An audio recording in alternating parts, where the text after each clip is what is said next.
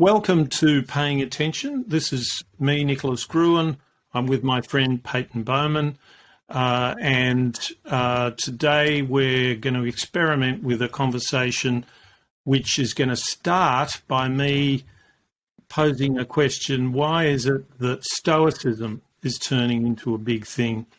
Peyton's got some statistics on how much Stoicism as a craze, as a fad, as a movement, depending on how you look at it, grew during the pandemic, but it was growing quite strongly before that. And my own perspective on this is that I'm very unhappy with the ethical. I'm unhappy with the resources that my culture has given me for thinking about ethics, and those resources are essentially come from Christianity. They are they're sort of command-driven ideas of ethics, and there are two sort of apex principles. One is utilitarianism, the greatest good for the greatest number. The other comes from German philosophy and Immanuel Kant, which talks about the categorical imperative. Only do those things which, if you generalize them, you could command everyone to do. And those two ways of thinking, for reasons that I hope will emerge in this discussion, I think are very not very hospitable to little human beings like you and me. And so one thing that has happened in my case is that when I become aware of ancient philosophies, they arrive to me as a breath of fresh air. They seem to be more habitable by humans. But it doesn't lead me to Stoicism in particular. I'm ashamed to say I can't really tell the difference too much between Stoicism and Epicureanism when I read a bit about that, and Aristotle's ethics and even Plato's ethics. I can say a little bit about the differences, but they all are the same thing. They all say the same thing to me as a modern, because the big thing they say that is different to a modern, and excuse the sexist language, these are ancients we're talking about. The happy man is the ethical man. The idea that doing the right thing is the thing that ultimately fulfills you and makes you happy. And the modern idea of ethics is that there's this command. It's a very austere command. It comes from, if not up there, then from a philosophy textbook.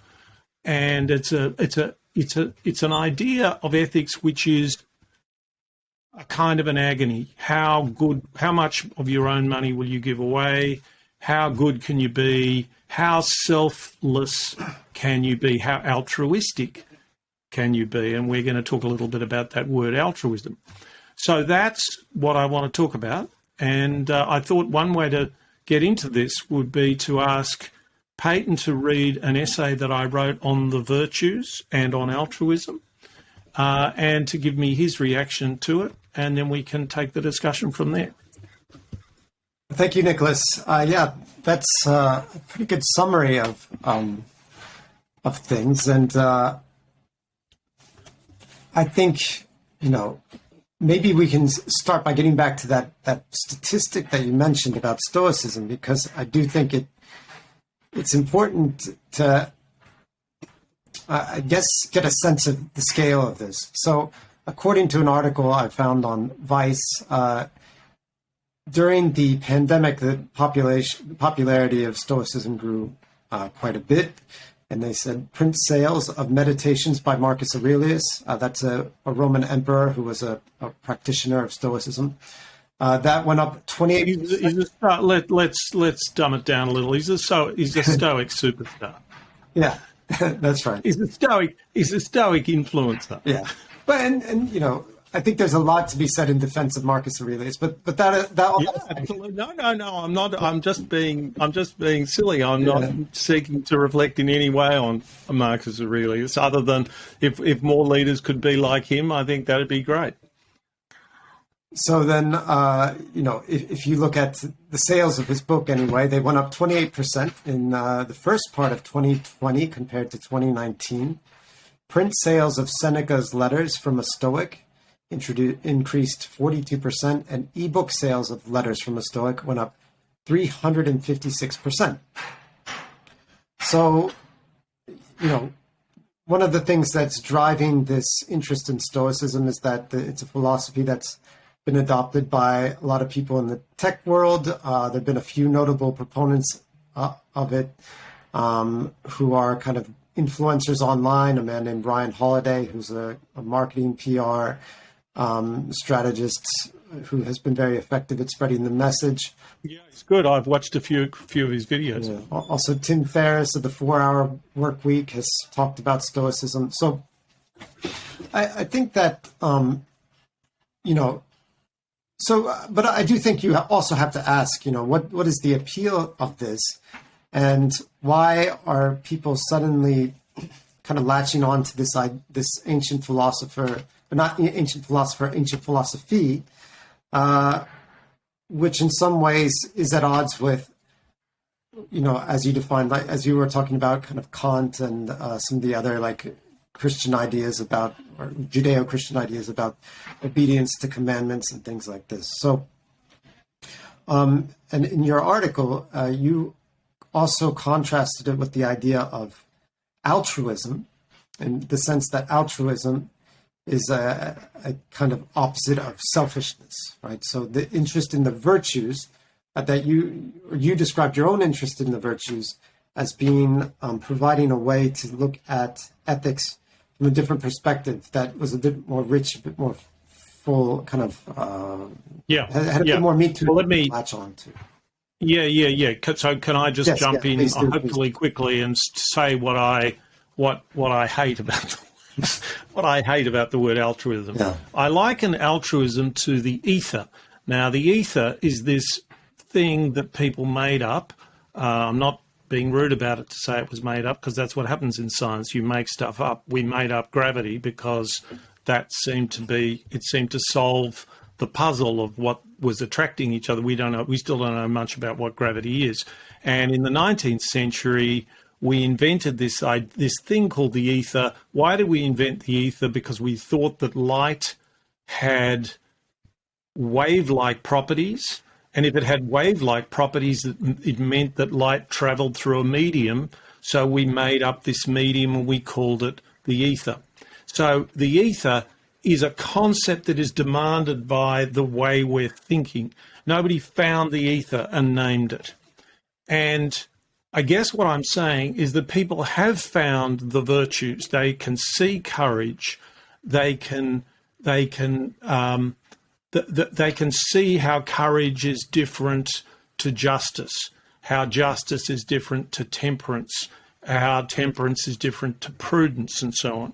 And what altruism is, it's very often used in biology. And of course, for instance, we talk about the altruism of an ant vis-a-vis other ants in its colony. And it's not a psychological concept there, but it's a statement. It's simply a quality that is attached to an ant doing something which the very crudest idea of evolution and survival of the fittest would suggest that it wouldn't do. Of course, I won't go into why that is. And so it's a sort of a filler concept, and that's fine because it belongs in a scientific context. But what we've then done is turn it into a thing as if there is a psychology to this thing called altruism, as if we could build a life trying to be altruistic.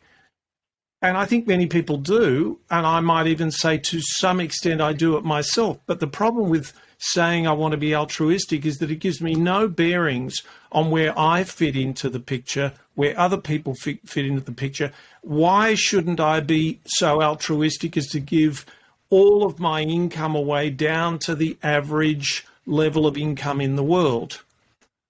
I can't answer that question. I should, in some senses, certainly according to that very thin perspective. but it isn't. But since almost nobody does that, and they certainly don't do it for a sustained period of time, it's some idea, some intellectual idea, crowding out our capacity to reflect on ourselves and to actually become better people. Now, I think I said I was going to start this. I think I said at the outset this would be short, and I've made it rather long, but I think I've given you a bit of a feel for what I object to about the modern ideas about morality. I'm using the Roman word, the Latin word, morality, which hooks up with Christianity, which hooks up with a single God, monotheism, or if you don't believe in the God, a single set of commands, as opposed to ethics, the Greek idea, which is pagan and is not centered on a singular virtue. It's a much looser, more psychologically compelling. It paints a picture of an ethical world that I think of as inhabitable by little human beings like me. Yeah, I think that's there's a sense too in which I think altruism, to me, it comes across as being very linked to a sense of utilitarianism, right? I mean, so if I get utility from something and you get the same amount of utility from something, yeah, I can hand it over to you, and then we can even out that I had this much utility, and now I have this much, and you have this much, and we're both equal. That's right. Something like that. That's right. And again, just to hopefully interrupt more quickly than last time, it's from the outside. So the thing is a thing, and you like some money or something like that, and it's separate from us, and it's out there, thought about conceptually by morality or ethics, and it's not really about the fabric of our lives and how people interact. It's much friendlier for algebra and formal analysis and publication in academic journals than it is for the way human beings interact with each other. Yeah, I think that's an interesting way of looking at it. And so for me, though, the thing that's interesting about this, resurgence of Stoicism is that it doesn't really in my view, break out of this model that you described. So, and you talked a little bit about how, by model which you describe, I feel that, the Stoicism, and the Vice article actually goes into this quite a bit too, but the Stoicism that we're seeing sort of in this revival is maybe, it's challenging to call it, Stoicism for a couple of reasons. One is the original concept of Stoicism is not as clearly an articulated philosophy as I think people want to, or not necessarily people want to believe, but people might think. So,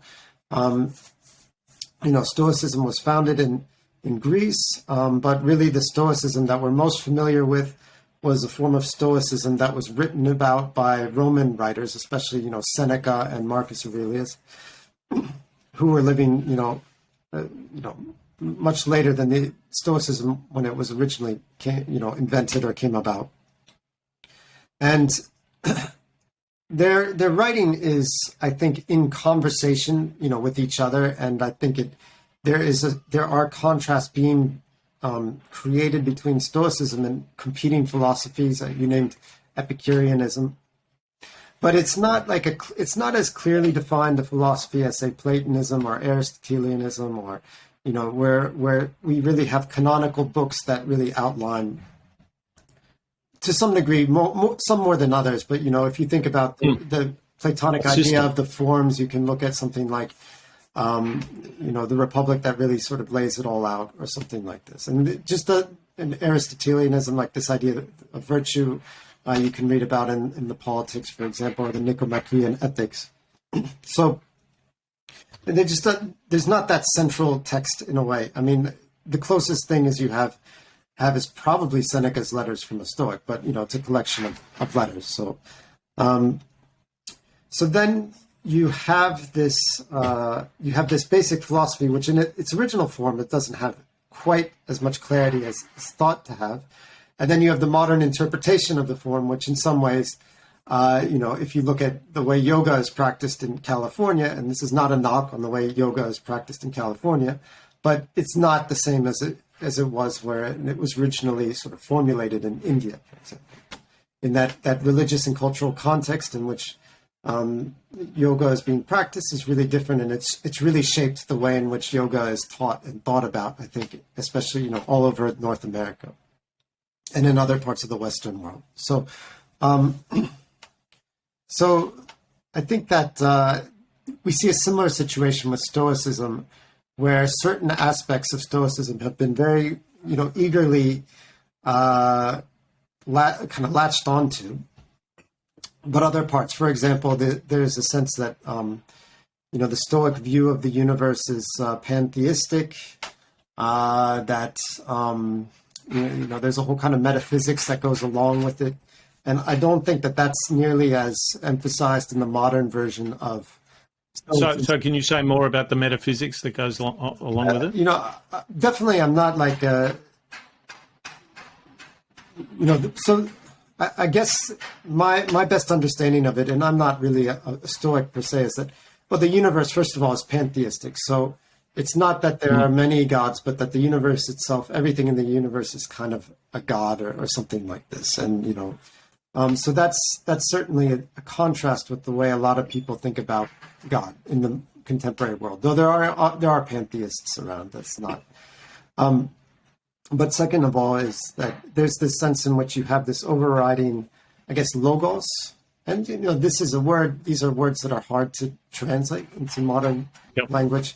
And logos is also used in the Bible to talk about this kind of the word of God, but it's different. It's used differently in Stoicism. And so is logos, when John at the opening of John's Gospel says in the beginning was the word, that's logos. That's right. The Greek word is in the beginning there was logos. That's right. And there's a sense in which they're related, and they're in conversation with each other with these different philosophies. So, but the meaning's pretty different. It kind of describes the natural order and natural logic to the universe. I mean, and the goal is to really understand that and to align yourself with it in this ancient text. And I do think that that's present to some degree in the modern version of Stoicism.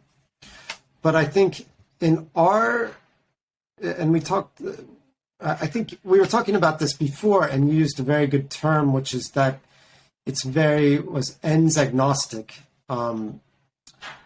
which I thought was a very good way of putting it, that there's a sense in which, especially in the modern practice of Stoicism, you want to cultivate this kind of sense of calm acceptance, engagement with the world, that's kind of constant, and it's not really affected by your circumstances, which to some degree draws on the ancient source material.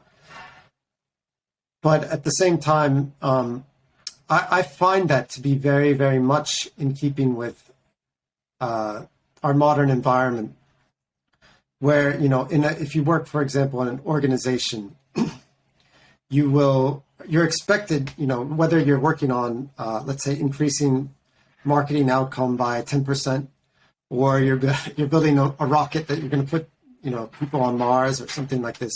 You're sort of expected to engage with your work with the same degree of, energy, focus, attention. And it seems to me that and you said earlier, calm. Calm, yeah, I think calm. Yeah.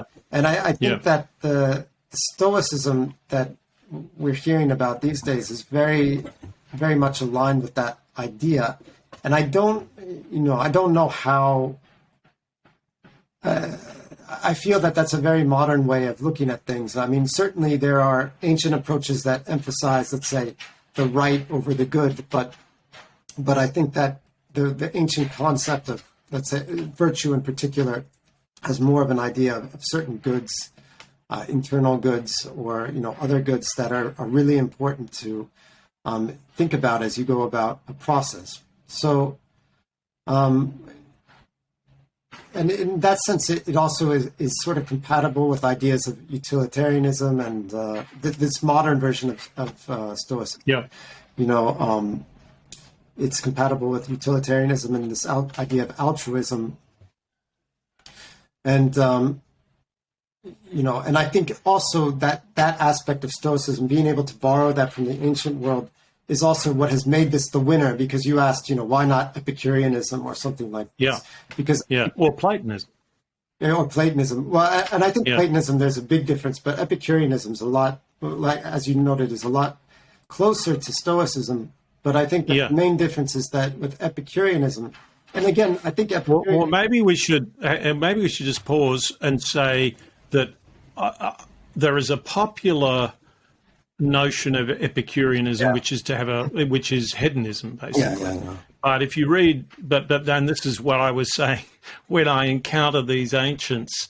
They basically sound very similar to me. From my, all ancients look the same. I could be accused of racism if they were, if it was another continent in the modern world, but it's not. But for my eyes, I read Epicureanism and I hear that there were great debates between Epicureans and Stoics.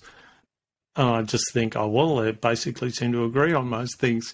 So you might want to say a little more about what you know, which, however much it is more than I know, about the difference between those two things. And then I wouldn't mind talking to you a bit more, mainly with you talking, I suspect, about Platonism. But do you want to say something about Epicureanism and the difference between it and Stoicism? Yeah, so I think Epicureanism is a hedonistic philosophy in the sense that it regards pleasure as being in a way the ultimate good, but it's not hedonism as we understand it, in the sense that you're not really trying to maximize how much pleasure you have. In some ways, you're trying to enjoy pleasure in moderation, and you're also trying to avoid suffering. So in that sense, there again, there's an interesting contrast, or like a parallel with the debates around utilitarianism, especially someone like Peter Singer, who argues that the goal of utilitarianism really should be to reduce the amount of suffering, not increase the amount of utility, something like this. But that led, the Epicureans, for example, to disengage with a lot of worldly activities. For example, politics. Someone would, there might be certain political activities which would be okay as an Epicurean, but probably you wouldn't want to serve in, something like U.S. House of Representatives, because there's just a lot of unpleasant fighting you have to do, and you have to engage in a lot of activities. But it's okay. So at least to put in just to explain why I encounter this as so similar to Stoicism, because the way you're describing it is very different, is that both of them, if you like to pick up a word I think we mentioned earlier, the difference between thin and thick, they both propose that Epicureanism says pleasure is some ultimate good, but you can't just get it by going and buying a yacht. This is a long-term siege of pleasure that you make, and these pleasures are not sort of what modern people would think of as particularly hedonistic pleasures. They're the acquired tastes of learning to enjoy life, but it's also but it's not an immoral or an amoral philosophy. It also, I think, please correct me if I'm wrong, also preaches a quite strong moral code. Yeah. So for example, and I guess the idea is that if you don't adhere to a strong moral code, your life is not going to end in the enjoyment of increasing pleasures until they stick you in the box. Yeah, and I think that for example, a good example of this is one of the important pleasures you're supposed to enjoy as an Epicurean is something like friendship. And I don't think friendship really fits the model of, let's say, utilitarian, model of an economy. And also another thing is, another reason why Epicureanism is not, I think, quite as easy to grasp is there's a lot less source material surviving for it. We have better, let's say, books surviving for Stoicism. Yeah. And it also has its own metaphysics and things that aren't super compatible with modern ways of thinking about the universe. So I think that's an interesting contrast. I think that when you get to something like Aristotelianism, which is what I really think about when I think about the concept of virtue, and then Platonism has its own sense of has its own kind of disconnect from what we think about as, let's say, happiness or good, pleasure. But I think that in a way Aristotelianism is more actionable in a sense that you can. And I think in relation to your article about kind of cultivating virtue, because it's first of all, the argument is that by being a good person, as you say, you have a happy life, and this happiness is generated in a way by fulfilling a certain role in society or being in a certain acting in a way in a community that's fitting to the role that you're in. I might be and also with one's friends. Yeah. And so then he breaks it down into these virtues that you named, for example, courage, bravery, and and in each one of these, there is always there's two extremes. You can either have like too little courage and too much courage, and those become vicious. Those become really negative. So if you're not brave enough, obviously that's bad. You're a coward, and almost every society on earth dislikes a coward. I mean, it's the one vice that almost everyone agrees upon. But on the other hand, if you're sort of too courageous, you can become reckless and cause all kinds of problems that not only make your life harder, but the lives harder of people around you. I'll just interrupt there to provide a big contrast with our discussion last week about Volodymyr Zelensky. That I know of a Ukrainian person who, and someone said to them, isn't it wonderful what Zelensky's done? And she said, well, he's a comedian, he's got us into a war, and she's not very impressed. Yeah. So Zelensky's clearly very courageous. And the question is he reckless? I'm not trying to answer that question, and I'm not trying to... I'm only trying to say that these things are very, that these things are beyond our comprehension. But it's a nice illustration of the possibility of having too much courage. Of the vice of having too much courage. But this is kind of an interesting point, because it does perhaps give us a sense of where the limitation of this virtue ethics might be. So we talked a lot in that episode about Churchill, and I think Zelensky is a little bit, it's very soon to really pass judgment on him, but I think most people argue that Churchill was courageous, and you were talking about how he was happy in a way when we were last week. Yeah, we talked about absolutely sublime. Kept telling people we're in sublime times. Yeah. So bombs raining down. So there's a sense in which that courage, in a way, benefited Churchill, and we now look back on that as having benefited us, because he helped us, fight Nazism and saved Western Europe and some other aspects, and helped us ultimately defeat, Nazi Germany. But at the same time, his internal, let's say, feeling about that conflict, he probably, in the sense that he is, let's say, carrying out that, kind of enacting that virtue, there was a certain, let's say, happiness, as Aristotle would have called it, from performing that role well. And in the same way, maybe Zelensky is kind of in that perfect mean for himself. He's obviously not afraid, and in his view, I don't know, who knows what he's thinking, but I think you could at least see it that he's not over let's say courageous. Who who knows what we will judge, how we will judge the situation in years to come. But well, we don't know. We don't know. Happiness. Yeah. And, there's a sense, too, in which that recklessness might be hard to define, where, someone who is brave and runs into battle and then gets, killed, may be acting with perfect courage, and their activity might not be reckless. And then at what point does, if he didn't need to do that, the battle was already over, or something happened, or he took a risk that didn't make any sense, then obviously this was not a good outcome, and so forth. So it can be a little bit hard to define, especially externally, as you pointed, where that idea of courage is, right?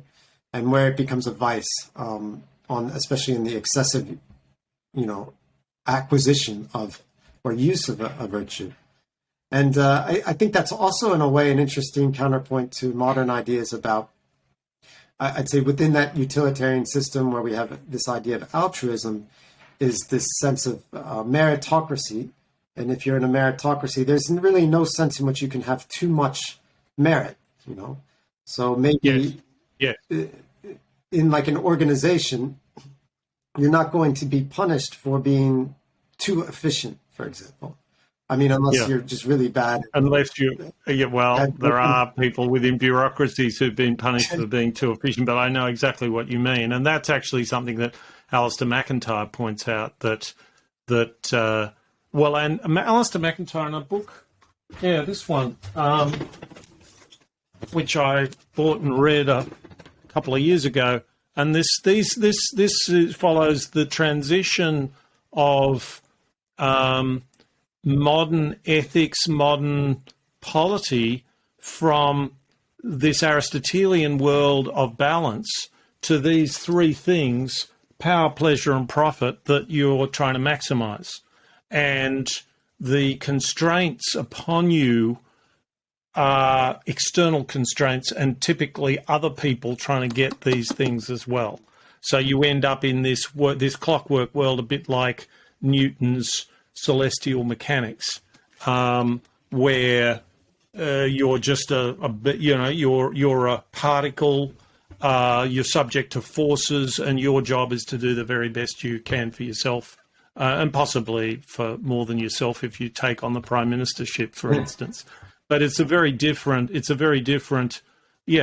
maximizing focus. And that, in fact, might be. We don't have to end here. Maybe we should, but that's not a bad place to put a marker down before we talk about this other idea where I used the modern Aristotelian philosopher Alistair McIntyre to try and say some important things about our economic institutions and how this drive to optimize, this competition between different agents to optimize, actually actively undermines the virtues. Yeah, I think that that is its own kind of topic, and I think that's an interesting one. I mean, maybe that is a good one for another episode. Yeah, and I agree. I think we could sort of we could wrap up this discussion maybe by talking about your own sense of how this idea of altruism or modern morality is thin, and then if we take seriously the proposition that Stoicism, modern Stoicism, has been in a way subsumed into this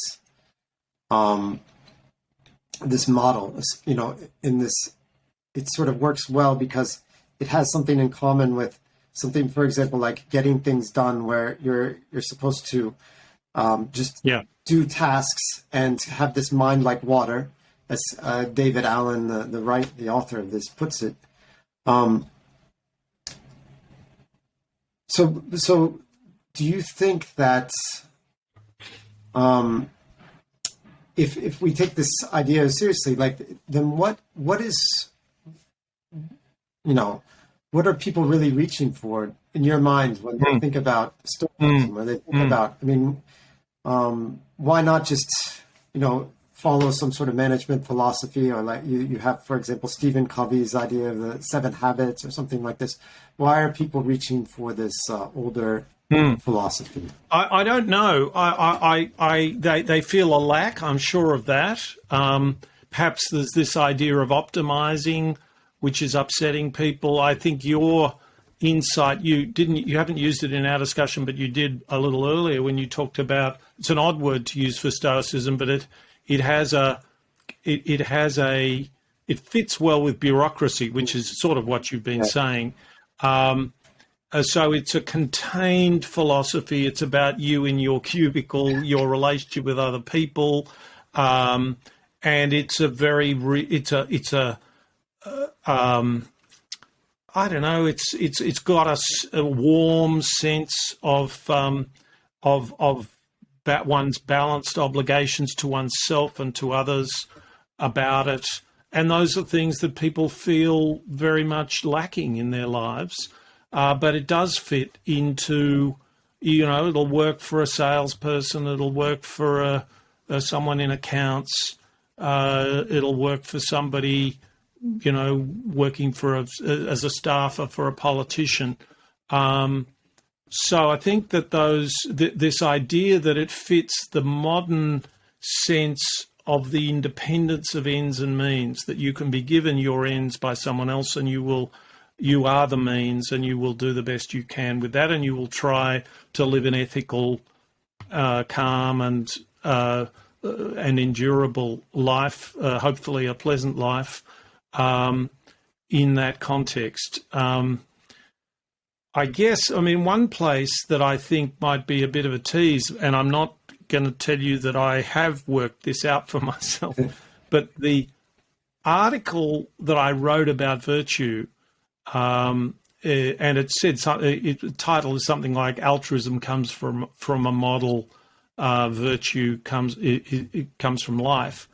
One of the things I had in my mind was effective altruism, and effective altruism is quite a nice foil to Stoicism, but effective altruism has this very modern separation of the person and the task. So effective altruism conceives of ethics, conceives of doing the right thing and now I'm sure people can disagree, but certainly early on it's sort of very much in terms of very strict consequentialism.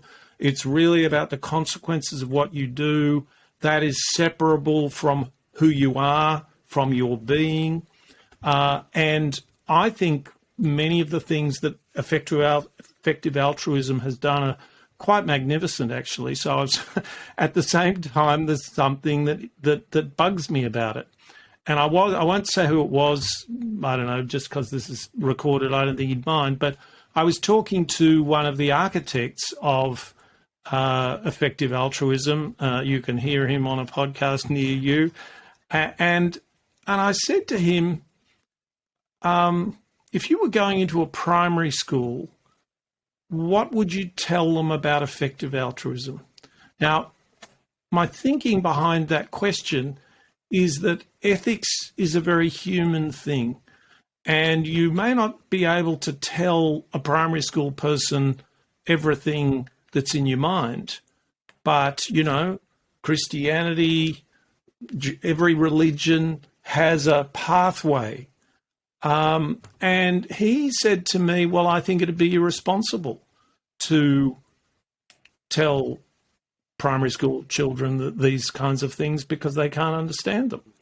And so what bugs me about effective altruism, what I find it doesn't deal with, which I think is completely central and perhaps why people are taking to Stoicism, I think in larger numbers than effective altruism, is that it doesn't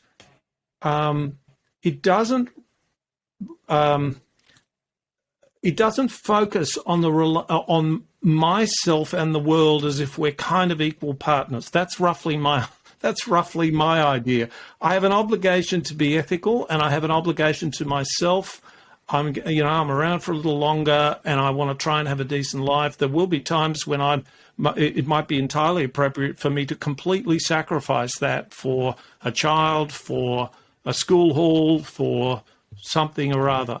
But generally speaking, the idea of an ethics that makes you just one person in 7 billion on the planet, that's exactly what I am. But from my point of view, there's me, I'm 50% of the world, and there's all them who's 50% of the world. And of course, I know that they look upon me in the same way, and I certainly don't want them to look upon it any differently.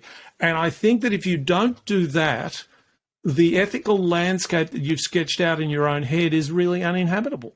You can pretend, you can write essays about it, you can get learned journal articles about it, but it's not really, and you can pretend, you can pretend to yourself as well, but it's so austere that it is uninhabitable and it doesn't help you. And to get back to this idea of the virtues, one of the attractions of the virtues is that almost everyone wants to think of themselves as having, to some degree, these virtues. We want to be courageous. We want to be just. We spend half of our goddamn time pretending that we are, rationalizing that we are, and so on. That shows how much we want. And so that, to me, is building the ethics of a community from the right place, which is the psychology of the individuals within it. Yeah. Yeah, and, speaking of that, I do think that, and I want to say this because I feel like I don't think I've, let's say, trashed modern Stoicism, but I do think that there is, speaking of that psychological aspect, I do think that there is something, in a way, heroic about it, in the sense of this pursuit of tranquility is not just like, well, the Latin term, I think, was tranquilitas. It's not just being like calm. There's a sense in which you're really tapping into something a kind of higher level, and I think that's also for a lot of these mindfulness.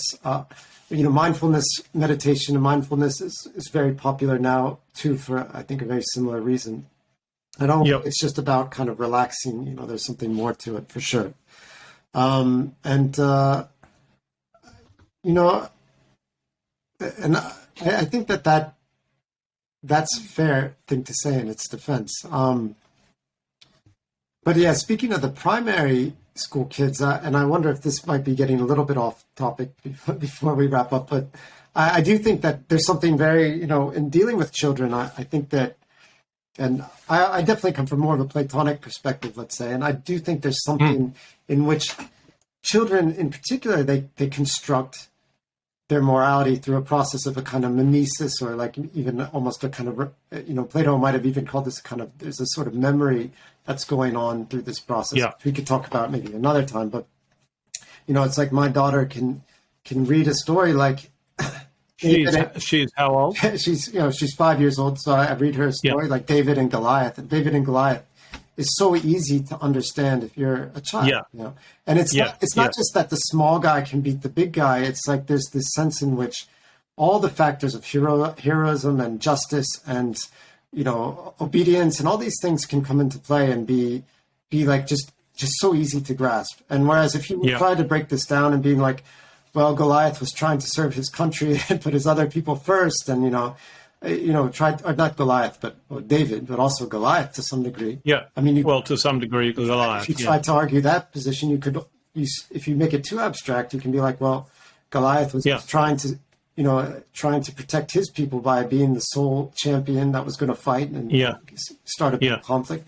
But that's not how the story goes, and that's not how kids understand it. And I think it's really interesting how certain stories like that, kids can really see the world in that through that way and learn that. And so. Yes, and when Adam Smith, the founder of modern economics, was trying to fit the world together 17 years before he published The Wealth of Nations about economics, he wrote The Theory of Moral Sentiments, and that's about how our sentiments, and particularly our sympathy, the sympathy we have for one another, how they are the building blocks of our human world, far more than our capacity to calculate anything. Yeah. And so I agree with that. And that's what I think, maybe this isn't a bad, there's just an assertion of mine, maybe not a bad point to end on, that we are beings of sentiment, and reason. There's a lot of modern neuroscience says the same thing, that we can't make decisions without our emotions, and so we are creatures whose ethical relation to each other is founded in sentiment, our sentiment towards each other, our sentiment that there but for the grace of God go I. And that seems to me to be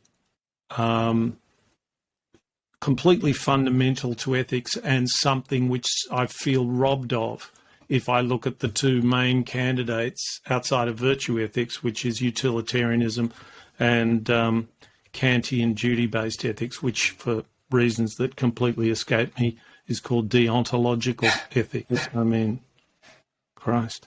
Anyway, with that, you may want to say something more. No, I think that's very well said, and I think this is a great point to conclude on. Good. All right. Well, thank you for another very, very enjoyable chat. Thank you. My tea, I've consumed quite a bit more tea. See you next time.